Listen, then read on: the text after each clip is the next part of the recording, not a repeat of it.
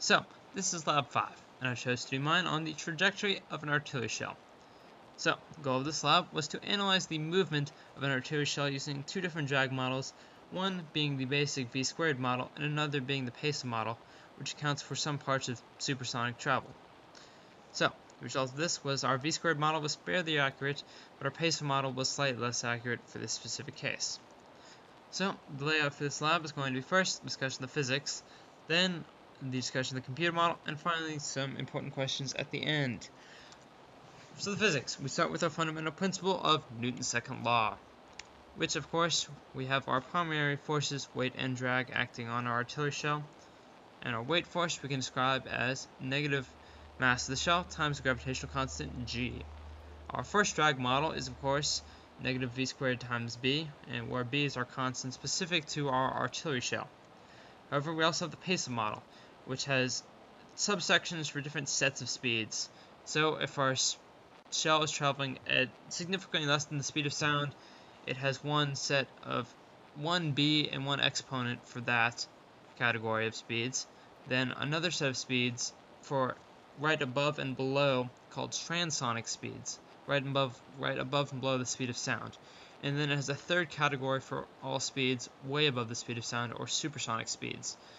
That way, because shells don't move through fluids the same way at different speeds, so the PESA model tries to account for that. So we can take a look at our code for this. We can see our weight force here as negative gm in the y direction, and our first drag model simply negative v squared times our b, which in this case we found based on a data point, which I'll show later. So here's our PESA model calculations. We first have to check what our velocities are based on if they're subsonic, transonic, or supersonic, and then we calculate our acceleration from that using different exponents like squared here to the fifth here, or to the 3/2 here, and one part of the b constant for each one, say 166 here, 6200 here, and then once we have our acceleration, we multiply the mass and our other scaling factor to get our force.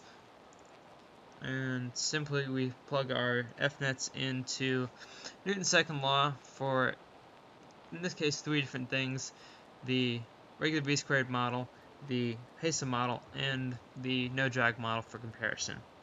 So we can take a look at this code running here.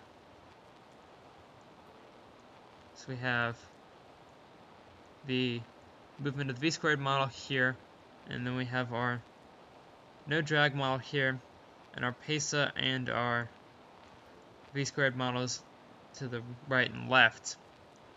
But this is for our calibration points, so they'll give both the same distances, whereas our no drag model is going to way over predict because it doesn't count for drag.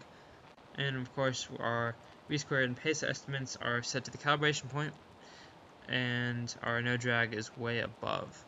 So here's our calibrating point, which I was speaking about. So we of course have our initial angle and muzzle velocities given for all our points, but in this case we matched our predictions to equal to the measured distance. That's where we got our b value for our v squared and our scaling factor for our PESA. And then we compared for the other 4 points. So we can see for the first two, the v squared is a little bit higher and over the predicted values by significant amounts, whereas our PESA is a little bit lower, but also fairly over. But when we change up our angles to 40 and 30 degrees, we see our v squared is significantly closer, whereas our PESA is still off. So now we roll into the important questions. So, how do various drag models account for the shape and speed of the projectile? Well, we know our v squared has our simple b constant, which accounts for everything, versus our PESA model has a different section for subsonic, transonic, and supersonic speeds, as well as an individual constant for each of those sections. So the PESA model tries to handle a little bit more in a more complicated way in order to truly represent what shells traveling through supersonic speeds act like. But in this case, our PESA model ended up being a little bit less accurate than our v-squared model. That's because our shell actually spends not too significant amount of time in supersonic speeds, so the pace model overcompensates and throws off our data, whereas our v-squared model doesn't care about that because it's so simple, but since it spends so little time, it's still more accurate than the pace model, which overcompensates. Thank you.